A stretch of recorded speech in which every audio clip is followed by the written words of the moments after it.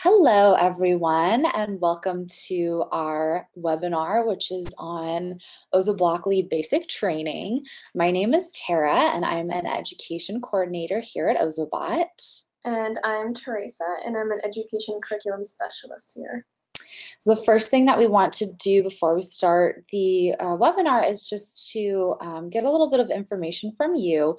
It helps us learn how Ozobot's being used in the classroom, as well as helps us kind of tailor the webinar to the attendees. So I'm going to go ahead and launch this poll really fast. If everyone could participate, that would be great. So our first question that we have is, are you currently using Ozobot in the classroom? And options are, I've been using them for more than a year, I've been using them for less than a year, I just received Ozobots and I'm looking to use them this year, and I do not have them, but I'm looking to purchase them. Just give everyone a little bit of time to log in their answers. Okay. So I'm going to go ahead and close the poll, and it looks like 67% of you have been using them for over a year, and 33% have been using them for less than a year. So everyone who did vote does have Ozobot, so that's great to know. And our second question is, what coding methods do you use in the classroom with Ozobot? So you have color codes only, Ozoblockly only, both Ozoblockly and color codes. And then if you don't have them, would you use them with color codes or would you use them with Ozoblockly?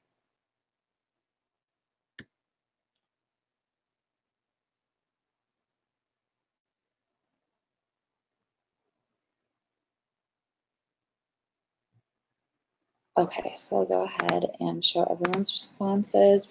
So it looks like 67% of you are only using color codes and 33% are using Ozoblockly and the color codes. So there is a good portion of people on today that may not be as familiar with Ozoblockly, so that is completely fine because we're going to be going over how to use Ozoblockly and some of the new tools that we've actually released to help you navigate that site.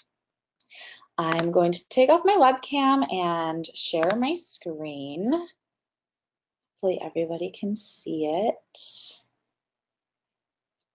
Okay, perfect. All right, so right now I am actually on the homepage of Ozoblockly. All you have to do is type in ozoblockly.com and it will bring you to this page. Now, because Ozoblockly is web-based, it can connect to multiple devices that have access to the internet. So you can put it on a laptop, a desktop, your iPads, your Chromebooks, and you could even pull it up on your phone if you felt so inclined, but I don't think a lot of people will be using their phones in the classroom, so we don't really have any lessons around phones or recommend jumping on them. The screen's just a little too tiny. If you scroll all the way down to the bottom of this page, you're going to see a game section, and I just wanted to point this out because this will be coming up later in the webinar. If you click on this, you'll see that it takes you to another page where you have the option to play in Shape Tracer or Shape Tracer 2.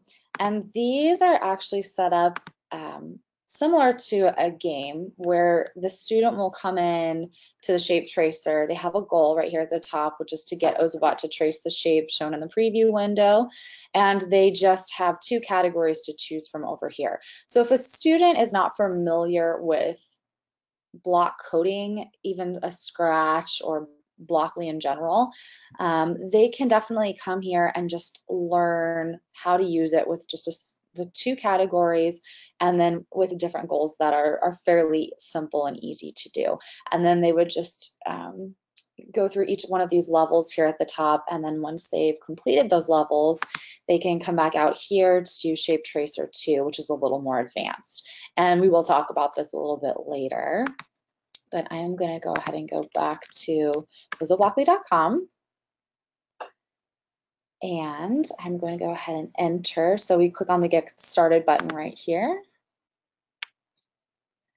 And you'll see that there are some pop-ups that will, if it's your first time on the page or if you haven't been here before, there will be pop-ups that will always come up every time you enter that page. If you wish to not see that anymore, you can just click this button so it doesn't show at startup. But we do recommend leaving this on if you're newer to Ozoblockly or the students are newer to Ozoblockly, because it just kind of gives you tips and helps suggestions. I'm going to exit out of here. And I'm going to show you the new, let me see. So we have some new categories that have just been released this summer. We have the help section that's right in the right corner of the editor. And then we also have a new calibration section. So I'm going to click on this help tutorial, and you'll see we have some different options. So we have the tutorial, which is just kind of an overview of Ozoblockly in general, and there are different topics here. So setup, fast tour, opening example programs, opening the flash loader. So all you have to do is click on one of these steps, and then it gives you kind of an overview of that topic. And I can scroll all the way down, say I wanted to look at loading it to your app. Here's a little section that will give me some information about that. And if I come back to the home section, you'll see there's also help for calibration, which is really important that you are calibrating your Ozobot to your actual screen. For those of you who are familiar with the color codes, you know that you draw a circle on the paper that you're using and you calibrate your Ozobot to that circle. But if Ozobot is taking the program from the computer or digital surfaces, then it needs to be calibrated to that surface so that it knows that it's going to be reading that flash code. So here's where you can always come to get some help on that calibration. And then, of course, we have tips for loading, tips for running the program, etc., and then just general troubleshooting tips here at the bottom. This panel is also where you will be able to sign into your account. So for those of you who have Evo or who have created a separate account just for BIT, you would log in right here, and then you would make sure that you are logged into your Evo app as well. And then from there, you're able to send the programs via Bluetooth, but you do have to be logged in here into your account.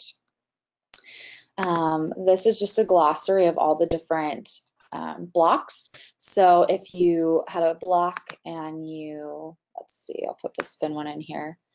I put the spin down in my editor, it automatically will bring up the spin in the glossary so that I can read a little bit about that code and what it actually will do. These are some examples and challenges that are really great to start off with. I know that Teresa will be going through that a little bit later. Here's our JavaScript preview. So any of the blocks that are here in the editor, you can actually see it viewed in JavaScript. So right now, this is what my little spin block looks like when it is translated. And then just your general settings tab here at the bottom, where you can see how much program space you've used. You can change different colors. Okay, so I'm going to exit out of this, and then I'm going to show you the other new section that we have, which is the calibration section. So before, we didn't have this little calibration section in the bottom left. It was just the Ozobot activation spaces. So if you're new to calibration, this is a great place to start. If you've been using Ozoblockly before and you calibrated to these activation spaces, you definitely can keep doing that. You don't have to do it on this calibration space to make it calibrate. But what you'll do is you want to make sure that you're calibrating the Ozobot before each session. Once you've already calibrated it to the screen and you're using that same screen and the same environment, you won't need to calibrate it again. And the directions will be right here. So you'll calibrate your Ozobot, and once it's been completed, you'll click on this little button here, and then it will walk you through the steps. So place Ozobot against the white spot and press load. And then step 2 would be to watch the Ozobot's LED light, and if it's flickering green while loading, then it's loading properly. If it's flickering red, then you want to restart that process again. And then we'll walk you through the third step, which is double pressing the power button, and that will execute the program. So this is our nifty little calibration guide right here at the bottom for you. Another thing I want to point out is when you enter this editor for the first time, I'm going to go ahead and delete this block. You do want to make sure that you choose the correct block for which model that you're using. So up here at the top, we have BIT and EVO. If you're working with EVO, make sure that that EVO is highlighted and it's orange. And if you're working with BIT, you want to make sure that that's highlighted and it's blue. EVO and BIT load the programs a little bit differently, so you do want to make sure that your proper model is displayed. And if you are finding that you're having trouble loading the program, it might be because the students just forgot to switch over that model. So definitely look out for that. Here we have our different levels. And we have level 1 all the way up to level 5. 1 is great for pre-readers. They don't know how to read just yet, pre-K, kindergarten, maybe even first grade. And all of these categories are actually displayed as pictures instead of words. So you'll see that students who can't read just yet can still put together a little program. They can make their OzaBot happy. They can make it move forward, and so on and so forth. Let me go ahead and delete that program. And then we go up to 2, which is beginner. You'll see that we actually added a category. And as we continue to move up the different levels, more categories will be added. And you'll see level 4. And what's really cool is that we just released our level 5 this summer. I'm not sure if you might have been on summer break and didn't get any of the updates. We did send out an email, but we're going to have Teresa go over level 5 a little bit more in depth. Okay.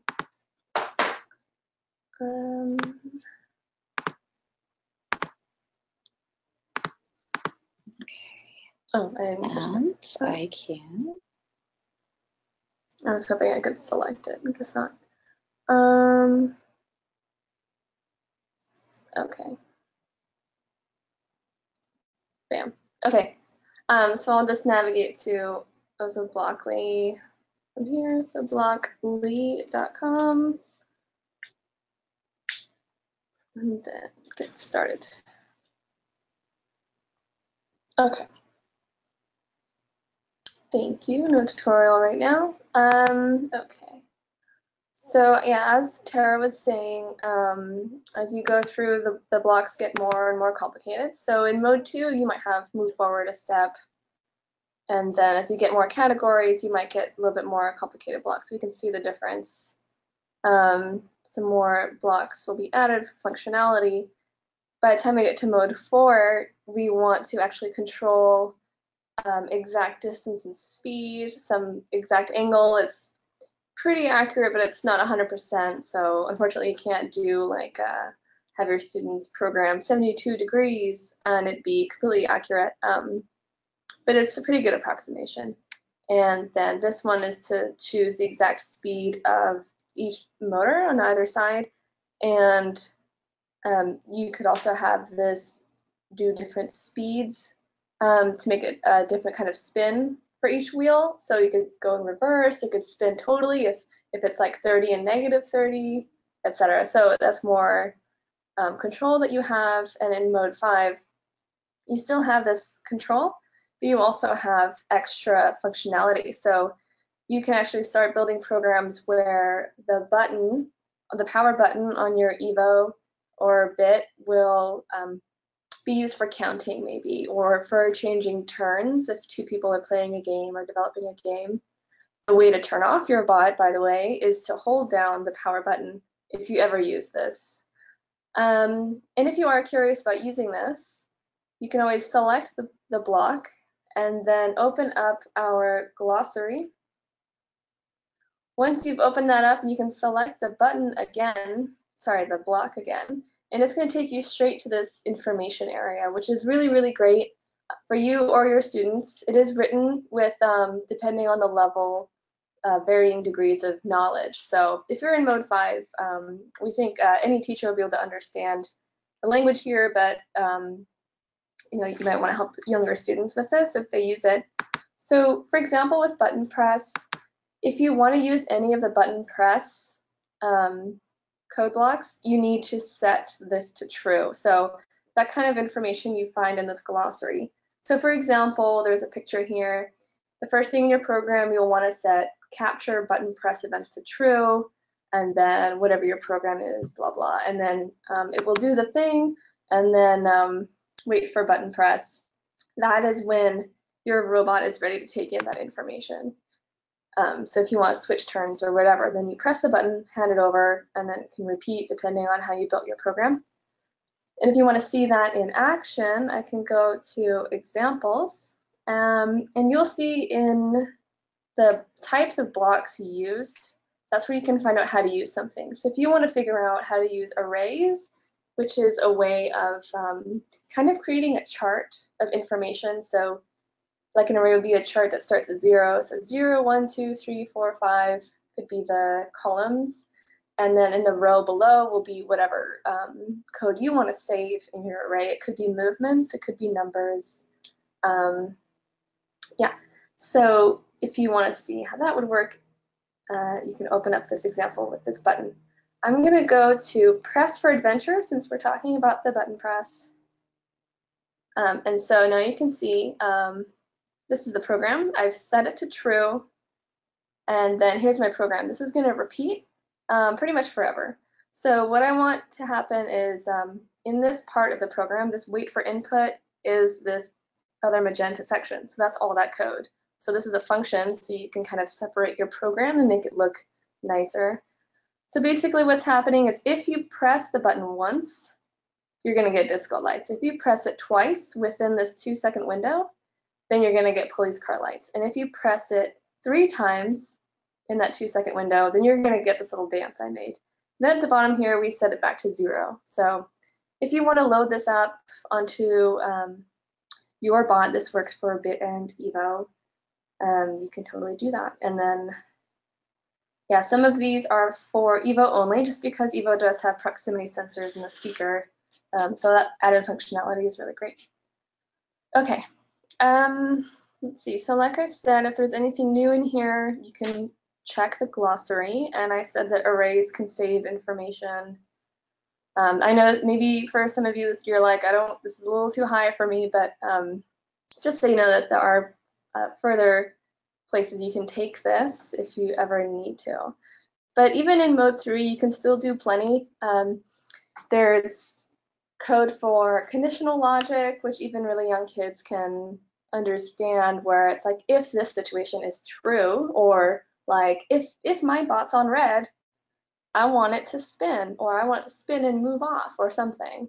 That's just an English sentence that most kids would get. So even logic, although it's considered like a concept of computer programming, can be understood by most kids.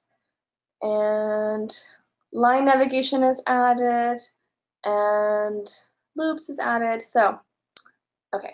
So what we've done is we've created a document that we will be putting online and sending out to you all about how to get started teaching this in your classroom. So now you know there's a ton of things you can do with your bot, get really deep into programming, so you want to get started. So I think I'm going to change this to my document. How do I see it, sorry. So I want to switch it to my PDF. Okay, cool. All right. So like I said, this document is going to go online, and I'll show you where it will live if you're watching the recording. So let's get started. So if you want to start teaching Ozoblockly, what should you do? You want to start with basic training, and I'm going to show you where that lives. But there are probably 3 tracks that you would take in your classroom. And if you have some 4th track that I haven't covered, we'd love to hear about it if you want to mention it when we do the question and answer a little bit later. But we're pretty sure that you're going to choose between computer science, so doing CSTA standards or some other computer science standards, teaching programming, teaching security, teaching how to create data and store data and all these things. So we have lessons to teach that. If you want to actually bring coding into your history lesson or into your language lesson, we have lessons for that. And if you want to get to know how to control your robot to make your own programs and do something more specific with its motors and its lights, then you want OzoBot skills. Okay, and let's see. So in this document, we kind of outline all of the sections. So I'm going to swap between this document and our lesson library. So I will switch back to this, and then I will take you back to ozobot.com. So when you're ready to get your lessons ready, you can go to the educator section of the website and click on lessons. That will open up our lesson library. Okay, so when you want to start with OzoBlockly, you start with OzoBlockly Basic Training. We have separate lessons for different groups that have different activities. And in the case of our pre-readers, it uses only the Mode 1 blocks that you saw earlier, which are the picture-based blocks. So I'll quickly run through this so you can see how it would work. And so this is where I click to get the actual PDF. You can print it from here, you can save it, download it. So in this lesson, students will be given a map. Look at all those standards. So your students will be given this map to get your bot home. In this case, it's for Bit. There's another one for Evo to integrate sounds. And there's a little path to get to the front door. But you will see that if you follow the program, it says, if your bot's here, your program's going to say, go forward 5 spaces, then turn right, move forward 5, turn left, move forward 5. Now it's in the forest. So that's no good. So you need to have your students figure out, well, how can I move these blocks in order to get my bot home? And so that helps students kind of use the editor, move the blocks around without having to get blocks and think for anything too complicated. And then they learn how to load the programs onto the robot. So that's great for them. It's a simple step. And then you can move on to other lessons or start creating things on your own.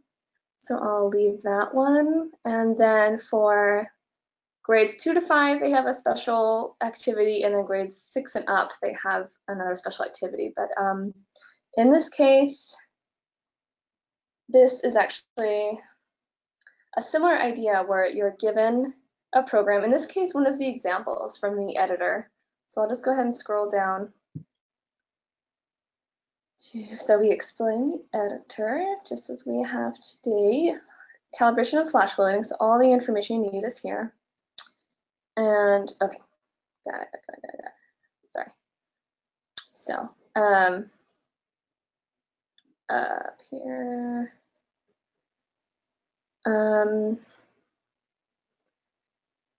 Okay, here it is. Added. So in this case, you're going to load the square walk example of this lesson for your students. So if I just go back to OzoBlockly and back to, it's actually mode 2 examples.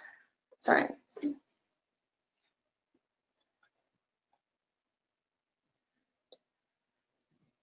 Oh, there it is. It's up there. So then you just click that open, yes, and then you get a square walk. So you can imagine if your bot moves forward, then turns right 4 times, it's going to make a square. So students will experience that, all with learning how to open up this example, figure out what the code is saying, calibrate your bot, the color sensor to the screen. You only have to do that once at the beginning of your session and then later to troubleshoot. Then flash loading with the colors, flashing on the screen to teach the robot the program, then running the program double press on the bot.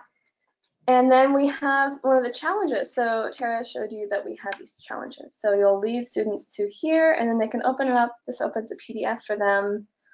Basically, you have to make your bot now move in a rectangle.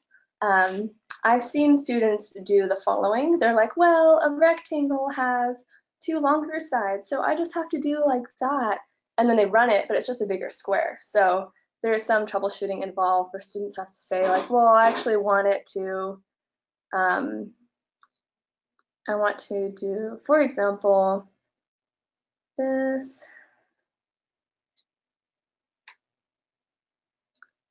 maybe I want this one back. And turn right again.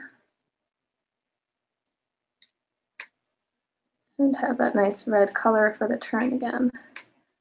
So then, and maybe this is 5. So now the bot will do this. Move forward 10, so quite a long space, and turn right. Then move 5 steps, which is half as long, then turn right again. And then you repeat that twice, you're going to get a rectangle. So students will have to figure out how to do that. And in the lesson, there's also an optional challenge project for each group. For the grades 2 through 5, students will create a sort of dance just to kind of get into the code and start putting things together creatively. And then in the lesson for 6th grade and up, students will have to build a drag race to compete with fellow students. So that is how to get started. It's generally just one lesson. You could do like, you could repeat it to just kind of like, or have it take 2 lessons to really reinforce the steps, which are get your program, calibrate your bot just once, load the program with flash loading onto your bot, edit the program, flash load, edit again, flash load, and only calibrating if you need to. Okay, so that is how you get started with that.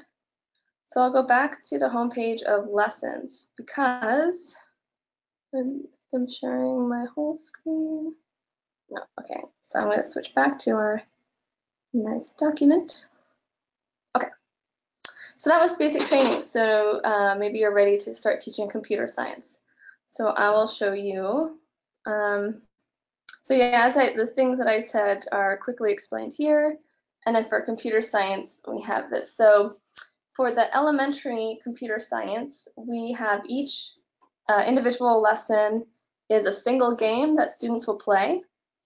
And once students have played the game, they've analyzed the actions like the robot takes, and then they see the actual program after that. So then they see like, oh, the bot turned right on black because that's what I saw. And they see in the program that if surface color is black, turn right. They're like, oh, that's easy. So they've already taken in conditional logic just from experiencing an example. And then they can use what they've learned in the lesson to build their own games. So I actually have a couple examples here I can show you. I'm going to go back to the website so you know where the computer science lessons live. So back to this. Okay. And this will be renamed, but this is our computer science series. There are 2 guides if you're teaching elementary, which I'll show really quickly now, or if you're teaching middle school, which I'll also show. These are the guides to tell you more about each lesson. But if we're just going to start with the elementary computer science lesson here, let's see, I think I'll show my face. Hi. Okay. So then I'll show you the map. So basically, this is a game where your bot is going to have to start on the start here. And then it's going to have to bounce off of the blue to get onto red. So I'll just load up my bot here.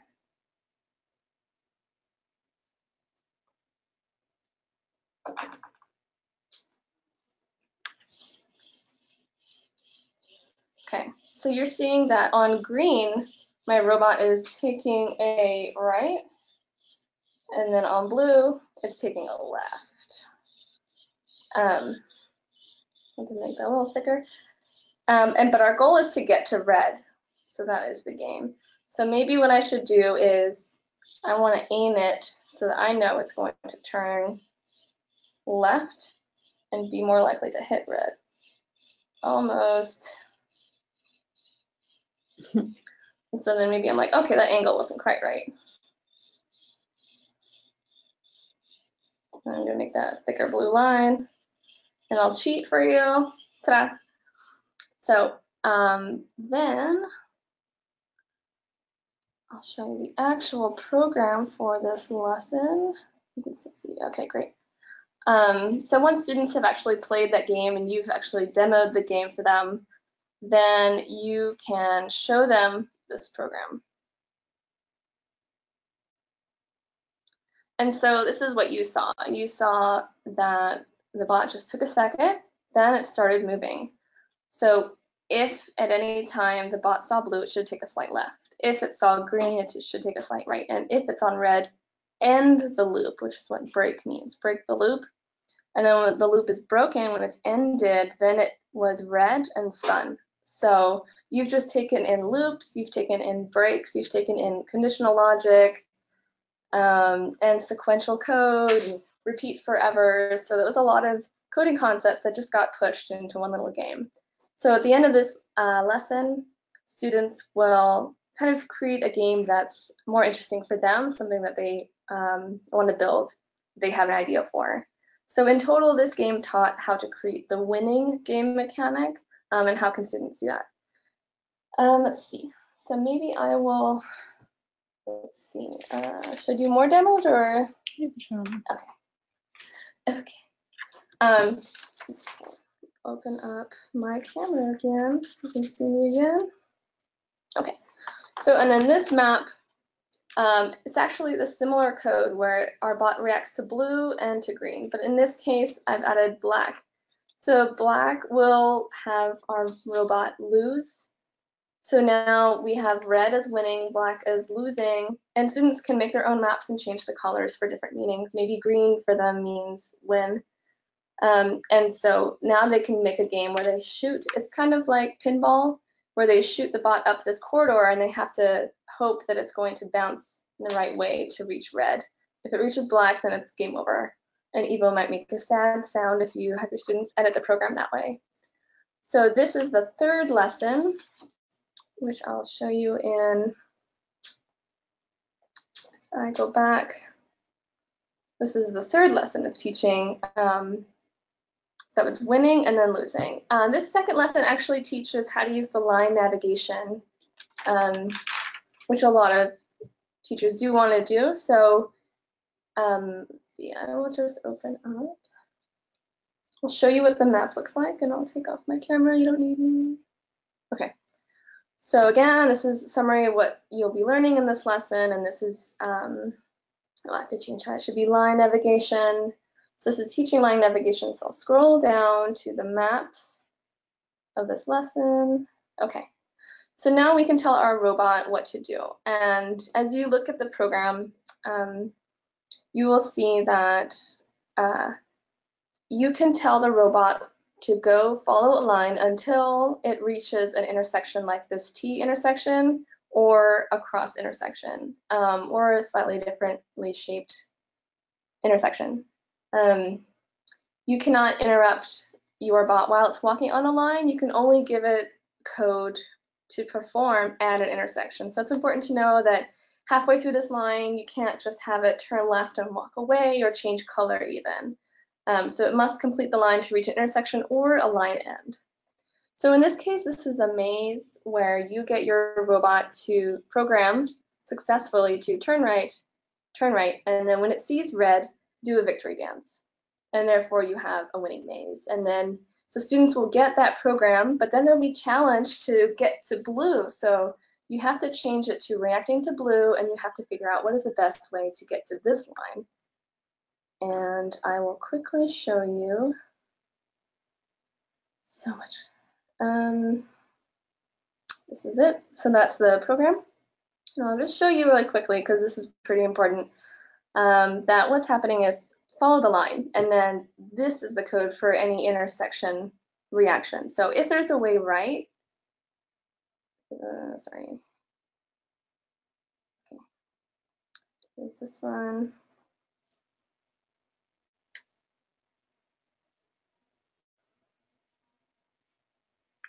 Go back to the map. Okay, so if there is a way right, then take the right. Don't go left, don't go straight. If it tries to go straight, your bot's gonna flash red, blue, and then fail, then turn off. So that's important to know. And then if you get to a line end, we want you to go backwards. If you end up on like a black line, you want to turn back and keep looking through the map. And then if you see red, so if you're at a line end and it's red, then break out of the loop and you'll do your spin. Okay, so that's how you could teach line navigation and computer science. Okay, so I will go back to my document. I promise there'll be question answer time. Okay, so that is for elementary, and then you can pick and choose whichever lessons you do for your elementary computer science. And you can do them, we recommend them in order, of course, and as you get almost halfway through, there's going to be 8. Right now there's 4. Then we actually bump up the grade group. So then we recommend starting in 3rd grade for lesson 4 of this series. And then as it goes up, we recommend starting at 4th grade. So like it says here, there's a Minesweeper game, there's an Angry Birds game coming up. It's not out yet, but that's gonna be fun. And then the middle school courses are a bit different. They're for EVO specifically because EVO has the proximity sensors and a lot more that you can do with that. Sorry, so I need to change it back to, so back to our computer science section. And you scroll down. So there are 3 different games. So EVO's Color Quest, it's actually 5 lessons long where students engage in a game called Color Quest, which I have here. And I'll open up my screen.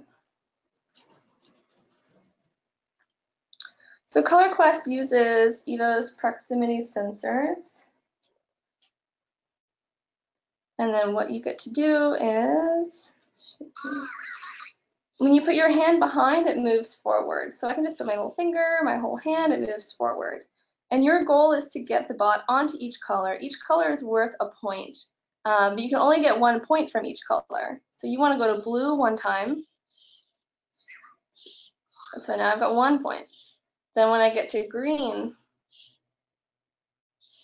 I want my 2nd point. So it's going to update the points. And all the way to red, where I'm going to get, okay, we got 3 points. And then it was a success.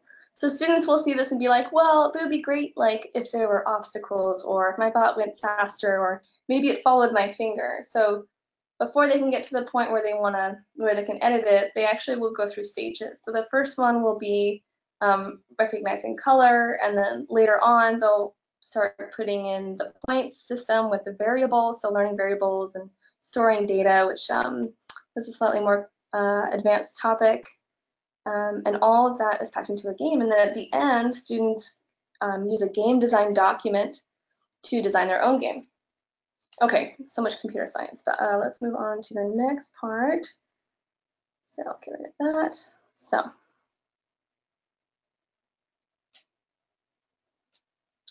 So you might want to do subject lessons with Ozo Blockly. So in your class, you might have already done your Ozo Blockly basic training. And now you're like, okay, now I want to start doing something like social studies or whatever. So I might click on this Dorothy Vaughan lesson. And this lesson is recommended for grades 5 through 10. It has to do with aerospace engineering for propulsion. And, oh, sorry, my bad. I was showing you the wrong screen. Oops.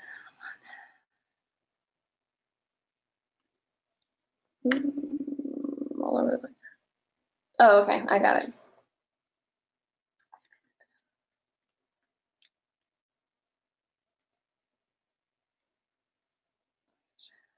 One second.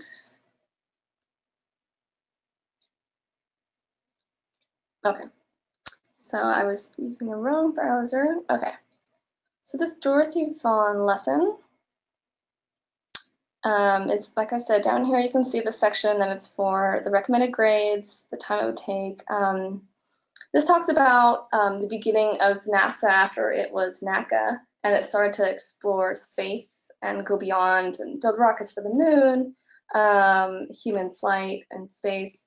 And it also talks about one of the earlier programming languages called Fortran. So this lesson brings together coding, aerospace, history, and I'll just show you that.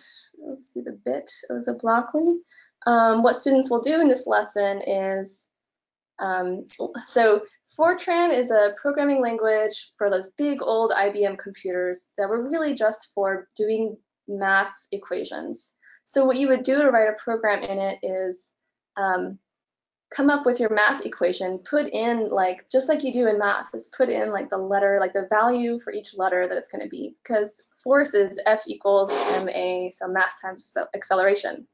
So we have the F, M, and A of the thrust, and then the weight of our rocket, and then we will run this on our bot, and it will move a certain distance at a certain speed. But if you do not have enough thrust to take over the weight of your rocket, you won't get off the ground. Your bot won't move. And so students will have to deal with the math equation that this program represents and how to get their bot off the ground, quote unquote. So that is an example of bringing Ozoblockly into any lesson. Let me show you that while we did recommend a bunch into our document that I was showing you, you can also just type in Ozoblockly here into the search.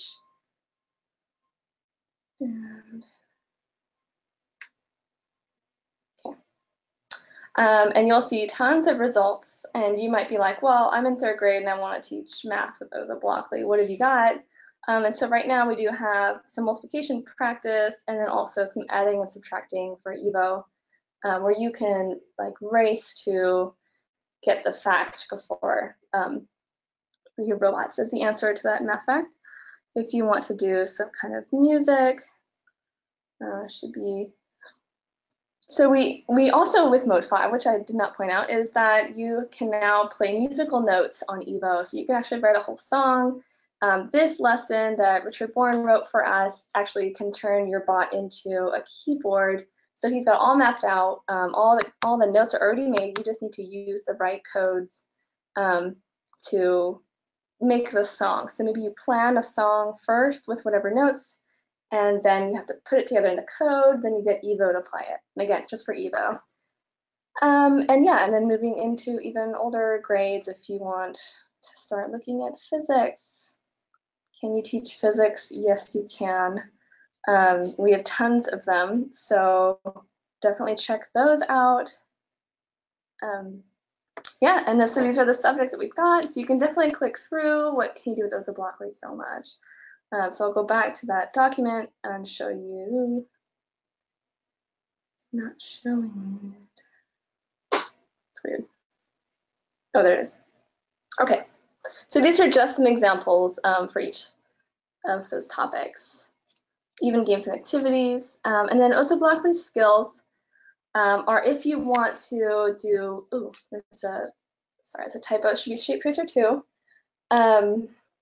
But this will get you started with Ozoblockly doing the web game, and then this is a lesson on pair programming. Let me show you my face again so I can show you real quick, and I promise I'll be real quick and I'll finish this up soon. But I don't know if you know about pair programming, but basically the idea is that 2 students are going to work together on one program with one bot. So one device, one robot, and how do they work well together?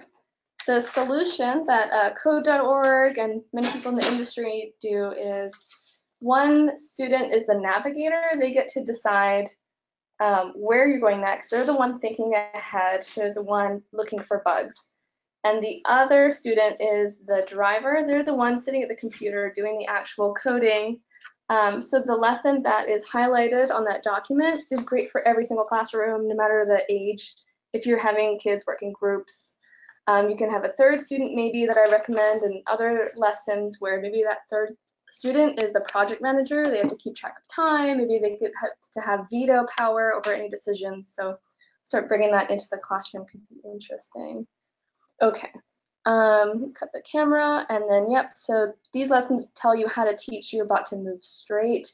Evo's pretty good, but Bit, because of its tiny size, might need some optimization there. Same with turning, as I said, rotate that code by degrees is not absolutely perfect, but you can get pretty close and learning about functions. And then finally, this page is just saying, like, if you are this type of classroom, what would you do? If you are that 3rd grade teacher, you would start with basic training, of course. You might want to do Magellan's Journey, programming your bot to go across a map of the Earth to reflect someone's journey, or maybe specifically Magellan. You might want to bring it into talking about eclipses as bodies orbit. So the moon orbiting the Earth and going around the sun. And then if you're a technology class, what would you do? Makerspace. And then coding, we have a computer science. So, okay, so that's how you get started and continue with Ozo Blockly through our lesson library. And yes, we will send you this document after the webinar. Okay, all right, I'm done. So we can go ahead and open up the question section. So if anyone had any questions during the webinar about the different lessons or about Ozo Blockly in general, about the difference between BIT or Evo, you can go ahead and ask all those questions. You just type your question in the little section that says questions on your panel bar, and then we'll read them out loud and answer them so everyone can hear. While you're putting in your questions, I am just going to go ahead and show you one more place that we've added some new materials and resources for you. So that's located on our main website, which is ozobot.com. And then you click on the educator section, and it's going to take you to this page right here. And this is where we've added some new resources for you. So we have the example of the difference between BIT and Evo, our classroom kits. You can learn more about those right here.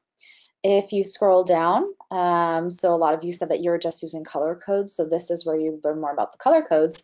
But now that you're ready to move on to Blockly, you can go ahead and click on this section right here. And then if you scroll all the way down, where did our resources section go actually? I think they're updating this as we speak. Quick Start.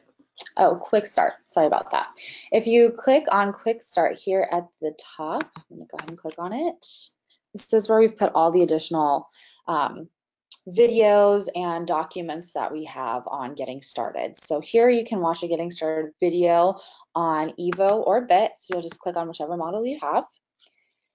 And scroll down, we have videos on getting to know your bot, color codes, and Ozo Blockly. So Ozo Blockly would be a great place for you to start if you want to watch a video. And then that video follows the tutorial inside of the editor. So if you have that open, if you have both open at the same time, that could be really helpful. And then we have teaching the students. So if you want basic training, here's a good little guide. You can click it on color codes based on your grade level, as well as Ozo Blockly by your grade level. So this will take you to the same place that Teresa was showing you earlier. And those will be updated to reflect the grade sections. And then we do have student handouts. So color code charts, color tip sheets, and the student certificates. But if you scroll all the way down, those resources and more are located here. So we have it separated by for students or for teachers. So you're not going to be handing your students the Ozobot's Educator's Guide. That's going to help you get started. And then the curriculum planner will help lay out different lessons that we suggest you start with depending on your grade level as well. So definitely check out the Quick Start Guide, especially for getting started using Ozo Blockly. I'm going to head on over to the question section now. Let's see what we have. Okay.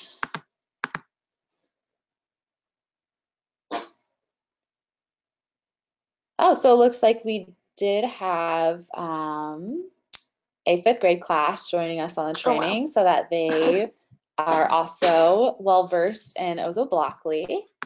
Welcome to the webinar. Thanks for joining. Okay, is Ozo Blockly for both Evo and BIT? Yes, so it works with both models. You just want to make sure that at the top of the Ozo Blockly screen, you're switching from Evo to BIT, depending on which model that you're working with. And then, will Ozo Blockly work on Chromebooks? Does each student need to set up an Ozo Blockly account? So because Ozo Blockly is web-based, it does work on multiple devices, including the Chromebooks. For the Ozo Blockly accounts, it kind of varies. We've had teachers set up accounts and then students set up their own accounts. Although to set up an account, you don't necessarily need to do that to use it. That's actually using the Evo app for now. It's connected to the app, but as we progress, there'll be other functionalities. So you don't need accounts, you don't need the Evo app either for the classroom. The one positive that comes with having an account is that you can store Ozo Blockly files. So you can save and then revisit them the next day. So if you are looking to save those files, that is one a thing that we do recommend signing up for an account for, but it, like Chelsea was saying, it's not necessary whatsoever to actually have an account. You can just load the programs through the flash coding and then the bot will execute your programs. Okay.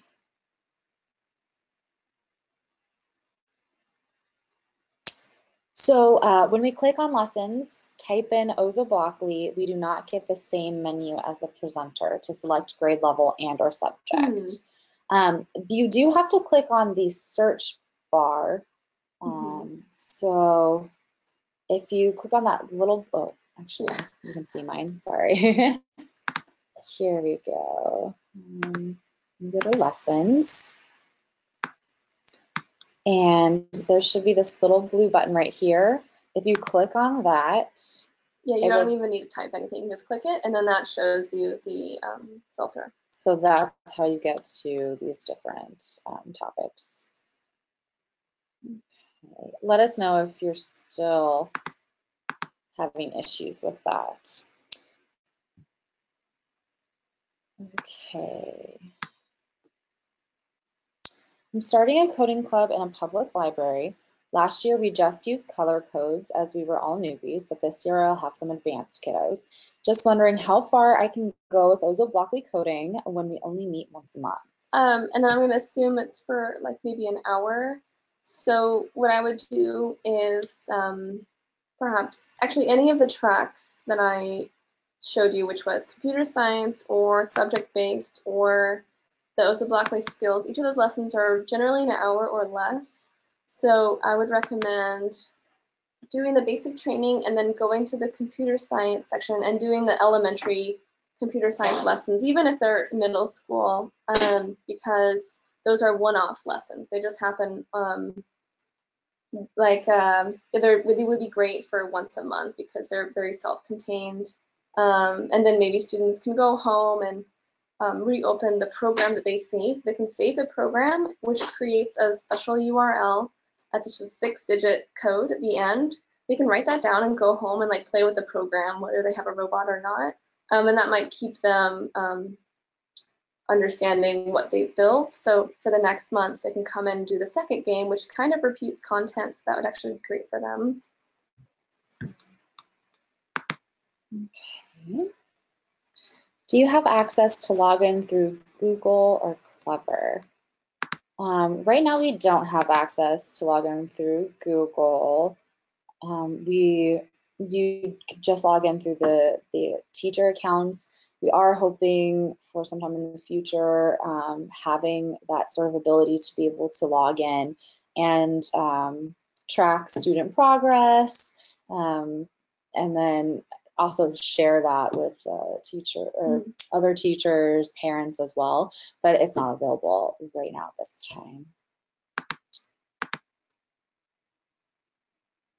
Okay, so it looks like there's still some issues with that search button. I would actually recommend, sometimes it has to do with the school's internet and their browsers. So if you just go home and go to that section and you're able to pull it up on your computer, then it might be some block that's happening through your school account, and IT might have to look at that and give you access. But if you want to try, I think you can see Tara's screen. So you can see her URL that says portal.ozobot.com/lesson/search.